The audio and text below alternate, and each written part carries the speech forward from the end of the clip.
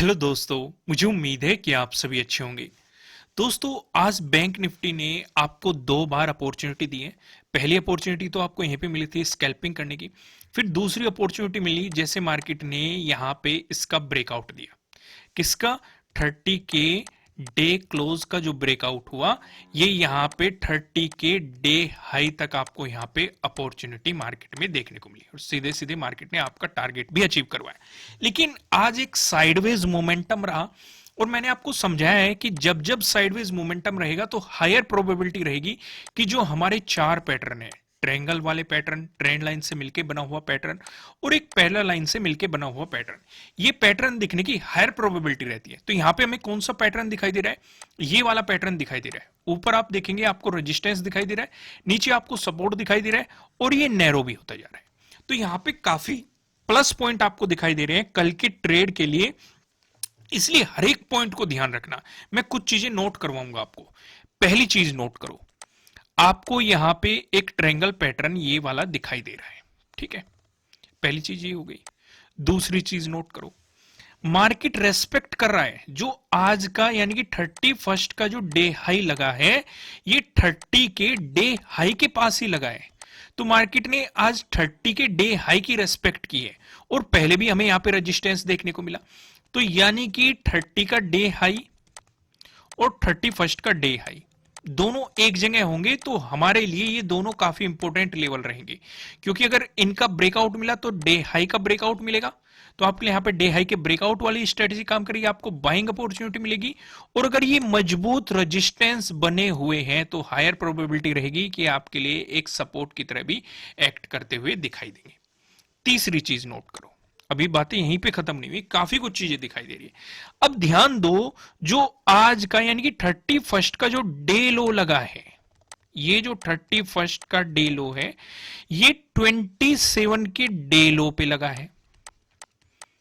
यानी कि 27 का डे लो और 31 का डे लो, मार्केट इसकी रेस्पेक्ट कर रहा है। यहां पे देखो, अब नीचे की तरफ भी हमें पॉइंट मिल गया।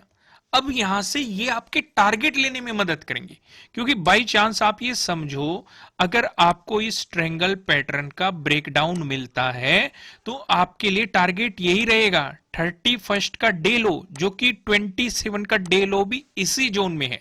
तो यहां से आपको मार्केट के मोमेंटम को कैच करने में मदद मिलेगी। उम्मीद है आपने ये सारी चीजें पॉइंट आउट की होगी।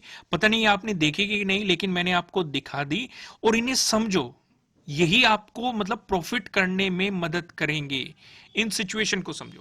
अब बात सिर्फ यहीं पे खत्म नहीं होती, क्योंकि सिर्फ हमें इन तीन पॉइंट पे ही नजर नहीं रखनी है। चौथा पॉइंट देखो, जो ये डे हाई है, अगर इसका ब्रेकआउट मिला तो 41,000 भी हमारे काफी नजदीक है। सिर्फ बात यहीं पे भी खत्म नहीं होती, जो ये डे लो हमारा लगा है, अगर इसका ब्रेकडाउन मिला तो ये 40,000 भी हमारे काफी नजदीक है। तो मार्केट इस रेंज पे खड़ा हुआ है। आपको इन 5 पॉइंट पे नजर रखनी पड़ेगी। एक तो ये पांचों पॉइंट आपकी प्रॉफिट बुकिंग करने में मदद करेंगे, नई एंट्री बनाने में मदद करेंगे और मार्केट के मोमेंटम को समझने में मदद करेंगे और मार्केट की डायरेक्शन को समझने में काफी मदद करने वाले हैं। मजा है कि नहीं? अब हम यहां पे इन पॉइंट्स को एक एक चीज करके हम यहां पे डिस्कस करेंगे। ठीक है, पहला मेरा पर्पस था कि आपको एक पॉइंट दिखा दो कि कल को आपको किस तरीके से अपॉर्चुनिटी मिल सकती है और चीजों को फाइंड आउट कैसे किया जाता है, एक बेहतरीन एनालिसिस कैसे किया जाता है जब मार्केट क्लोज हो जाता है। क्योंकि देखो, मेन वो चीज नहीं होती कि 9:15 पे मार्केट ओपन हो गया और 3:30 पे मार्केट क्लोज हो गया और आप मार्केट से चले गए। नहीं, मेन काम होता है 3:30 के बाद, क्योंकि जब आप मार्केट में ये चीजें देखते हो और फिर एनालिसिस करते हो, बैक टेस्टिंग करते हो कि मार्केट इन लेवल पे किस तरीके से रिएक्ट कर रहा है, अगर ब्रेकआउट आया तो हमारे लिए कहां पे रेजिस्टेंस बन सकता है, या अगर ब्रेकडाउन आया तो कहां पे हमारे लिए सपोर्ट बन सकता है, मार्केट ने क्या मोमेंटम दिखाया है, कहां पे बायर्स बैठे हुए, कहां पे सेलर्स बैठे हुए, कहां पे सप्लाई जोन है, कहां पे डिमांड जोन है। जब आप इन चीजों में टाइम स्पेंड करते हो और ज्यादा से ज्यादा चार्ट देखते हो, चार्ट को देखा करो, बैक टेस्टिंग किया करो। सिर्फ बात जो आपको ये बता दी जाती है, सिर्फ यहीं पे चीजें खत्म नहीं होती। भाई आपको एज ए होमवर्क अगर प्रॉफिट बनाना चाहते हो इस मार्केट से, देखो जो प्रॉफिट नहीं बनाना चाहता वो तो वीडियो देखो और जाओ, लेकिन जो वाकई में ही प्रॉफिट बनाना चाहता है वो चार्ट पे टाइम स्पेंड करो। भाई जो चीजें हम देख रहे हैं आप हमारे से पहले देख पाओ, कि जब आप वीडियो देखने आओ और आप खुद से ही कह दो कि ये चीज तो मैंने आपसे पहले देख ली थी। आपके कमेंट इस तरीके से आने चाहिए, जो चीजें हम बता रहे हैं कि सर मैंने ये पहले ही देख ली थी, आपके बताने से पहले, क्योंकि जब हम बताए तब तो आपको नजर आ ही जाएगी, क्योंकि वो तो हमारा काम हो गया ना, आपने तो नहीं किया ना। जब तक आप पहचानना नहीं सीखोगे तब तक आप प्रॉफिट नहीं बना पाएंगे। चलो बातें बहुत हो गई, आइए टॉपिक पे वापस आते हैं। तो मैं यहाँ पे क्या समझ में आया, यहाँ पे हमारे लिए सबसे पहला जो हमारा ध्यान रहेगा वो इसी ट्रायंगल पैटर्न पे रहेगा, जिसमें हमारा डे हाई भी इंपॉर्टेंट है, डे लो भी इंपॉर्टेंट है, क्योंकि हमें पता है जो ये डे हाई बना है ये 30 के डे हाई के पास बना है, जो ये 31 का डे लो बना है ये 27 के डे लो के पास बना है।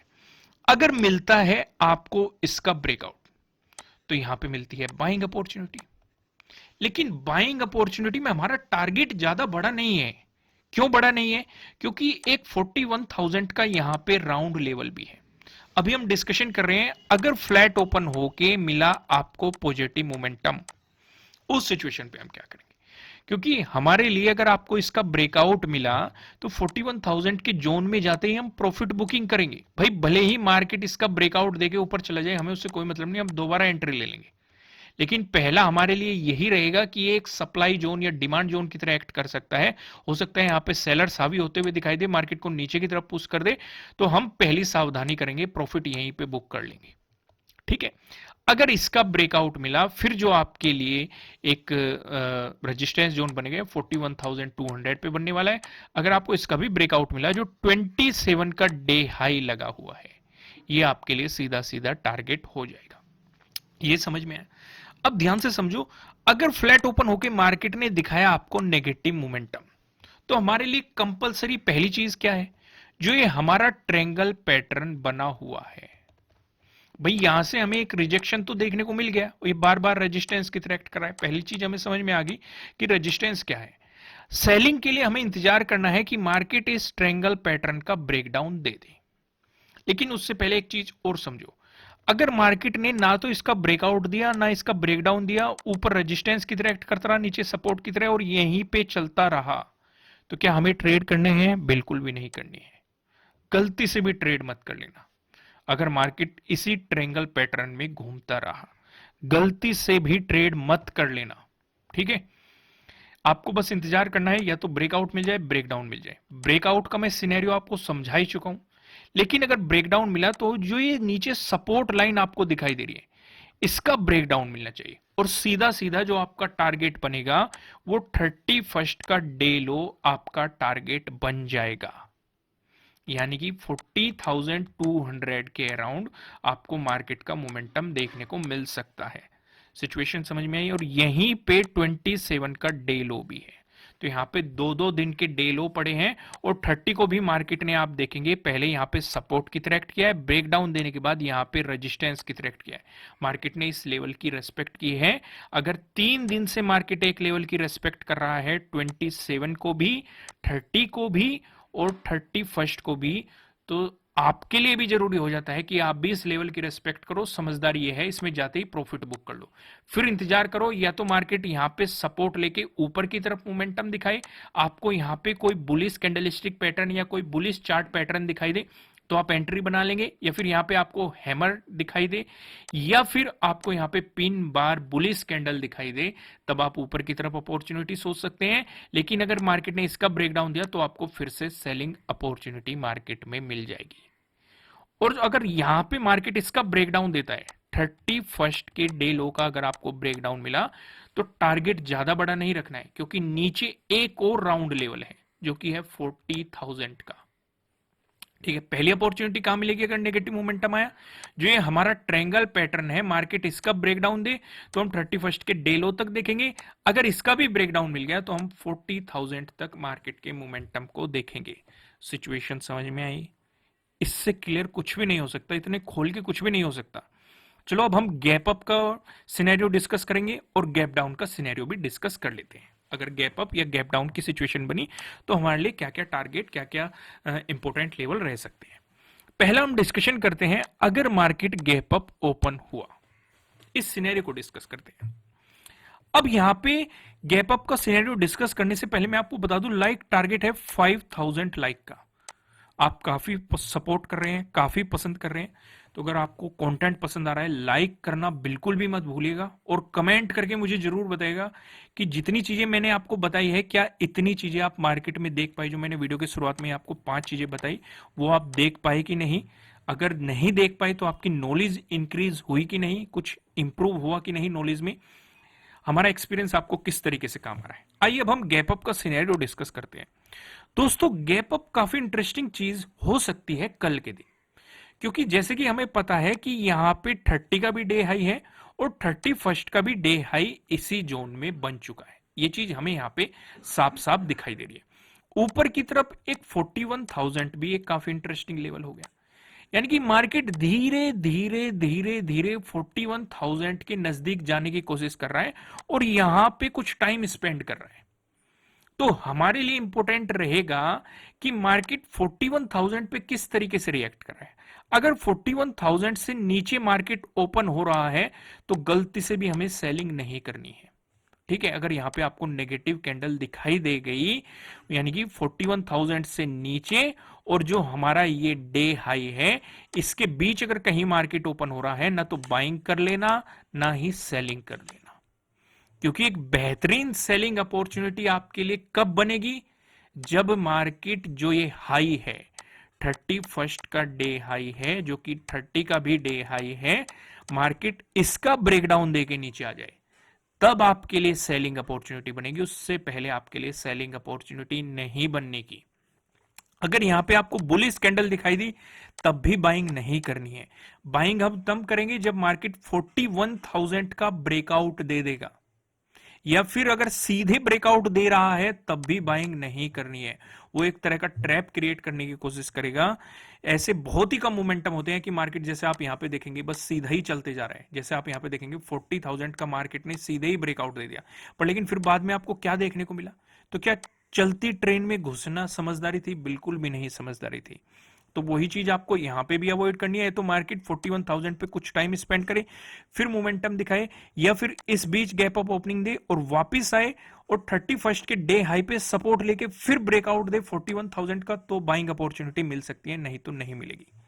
लेकिन क्या हो, अगर मैं यहाँ पे 5,000 लिख ही देता हूं जिससे आपको याद रहे इतने लाइक हमें करने हैं। अगर क्या हो, मार्केट जो ये 41,000 है इससे ऊपर ओपन हो जाए, अगर यहां पे नेगेटिव कैंडल आपको बनती दिखाई दी, तो सेलिंग को एकदम अवॉइड कर देना, क्योंकि एक तो सपोर्ट हो गया 41,000, अगला तुरंत ही सपोर्ट हो गया ये हमारा डे हाई।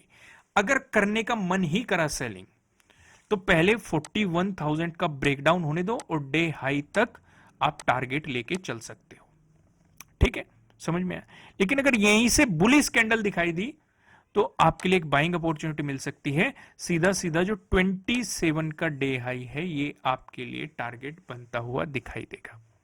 सिचुएशन क्लियर हो गई। अब यहां पे डिस्कशन करते हैं हम, अगर गैप डाउन ओपनिंग आपको देखने को मिल गई, उस सिनेरियो में आपको क्या करना है। अब जैसे कि मैंने बताया कि अगर गैप डाउन ओपनिंग देखने को मिली, तो हमारा ट्रायंगल जो ये पैटर्न है, इसकी हायर प्रोबेबिलिटी रहेगी कि मार्केट ब्रेकडाउन दे दे, ठीक है। अगर इसका ब्रेकडाउन मिलता है और यहां से आपको नेगेटिव कैंडल दिखाई देती है, तो आपके लिए सीधा सीधा सेलिंग अपॉर्चुनिटी रहेगी, टारगेट रहेगा डे लो, ठीक है। अगर इस बीच दिखाई देती है, अगर यहां से नेगेटिव कैंडल नहीं दिखाई दी, गैप डाउन ओपनिंग देके मार्केट में बुलिश कैंडल दिखाई दी, तो क्या हमें बाइंग करनी है? बिल्कुल आप बाइंग कर सकते हैं, लेकिन टारगेट ज्यादा बड़ा नहीं रहेगा। टारगेट सिर्फ डे हाई तक, जो 31 का डे हाई है, यही आपका टारगेट रहेगा। लेकिन एक बेहतरीन सेलिंग अपॉर्चुनिटी मिल सकती है। अगर यहां पे नेगेटिव कैंडल बनी, तो पहला टारगेट तो ये है हमारा 31 का डे लो। अगर इसका ब्रेकडाउन आता है, तो यहां पे आपको दो दो दिन के ब्रेकडाउन मिल जाएंगे। एक तो 31 के डे लो का आपको ब्रेकडाउन मिल जाएगा, साथ ही साथ जो ये 27 का डे लो है, ये भी इसी जोन में आपको इसका भी ब्रेकडाउन मिल जाएगा। ऐसे सिनेरियो में आपका सीधा सीधे 40,000 आपके लिए टारगेट हो जाएगा। सिचुएशन समझ में आई जो मैंने डिस्कस की? कोई भी कंफ्यूजन तो नहीं है ना यहाँ पे?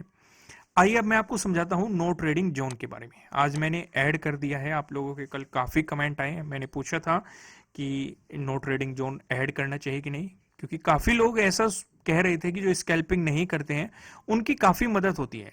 उन्हें एक आइडिया लग जाता है कि नो ट्रेडिंग जोन से उनकी मदद कैसे होने वाली है। ऊपर की तरफ आप देखेंगे यहाँ पे 2 रेड लाइन दिखाई दे रही है। जब तक मार्केट इस जोन में दिखाई देगा आपको अवॉइड करना है मार्केट को। ऊपर की तरफ 40,809 का लेवल है जो कि डे हाई है कहीं का 31st का। तो जब तक आपको इसका ब्रेकआउट नहीं मिलता तब तक आपको बाइंग के बारे में नहीं सोचना है, जो कि मैं आपको समझा ही चुका हूं।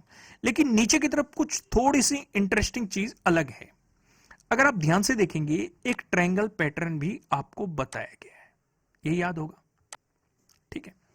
तो बेहतर क्या रहेगा कि अगर आपको इसका ब्रेकडाउन मिल रहा है तो साथ ही साथ आपको इस ट्रेंड लाइन के जो ये हमारा नो ट्रेडिंग जोन है 40,467, इसके भी ब्रेकडाउन का इंतजार करना चाहिए। तो डे लो तक का आपका टारगेट रहेगा। सिनेरियो समझ में आया आपको? अच्छे तरीके से समझ में आ गया। अब मैं आपको सीधा लेके चलता हूं पिवट पॉइंट की तरफ। यहां पे हम डिस्कशन करेंगे कि कहां कहां पे सपोर्ट, कहां कहां पे रेजिस्टेंस बन रहे हैं पिवट पॉइंट के अकॉर्डिंग।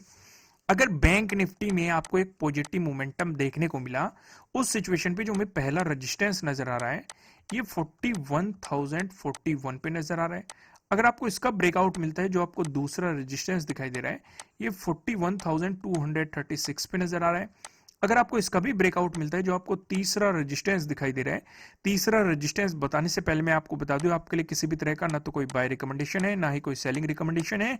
ये जस्ट एजुकेशनल पर्पज से बनाई गई एनालिसिस वीडियो है। इन्वेस्ट करने से पहले आपको अपनी रिसर्च करनी है, अपने इन्वेस्टर की सलाह लेनी है, क्योंकि प्रॉफिट भी आपका होने वाला है, लॉस की जिम्मेदारी भी आपको अपने आप लेनी है। जो यहाँ पे हमें तीसरा रेजिस्टेंस नजर आ रहा है 41,569 पे आपको यहाँ पे तीसरा रेजिस्टेंस देखने के लिए मिल रहा है। वहीं बात करें बैंक निफ्टी में, अगर आपको देखने को मिला एक नेगेटिव मोमेंटम, इस सिचुएशन पे जो हमें पहला सपोर्ट नजर आ रहा है ये 40,367 पे नजर आ रहा है।